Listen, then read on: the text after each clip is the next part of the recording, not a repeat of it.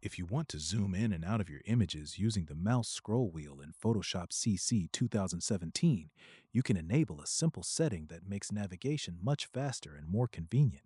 Instead of repeatedly using keyboard shortcuts or the zoom tool, the mouse wheel lets you smoothly zoom while you work, making it easier to edit fine details. To enable this feature, open Photoshop and click Edit Creating Preferences: Tools. In the Tools Preferences window, look for the Zoom with Scroll Wheel option. If it's currently unchecked, simply check the box to enable it, then click OK to save the changes.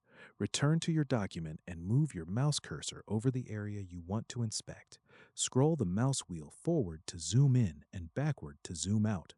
Photoshop will zoom toward the location of your cursor, allowing you to quickly focus on different parts of your image without interrupting your workflow. If the zoom doesn't work immediately, make sure your document is active by clicking anywhere inside the image, and verify that your mouse wheel is functioning properly. This feature is especially useful when retouching photos, painting, making selections, or working on detailed designs where frequent zooming is necessary. That's it.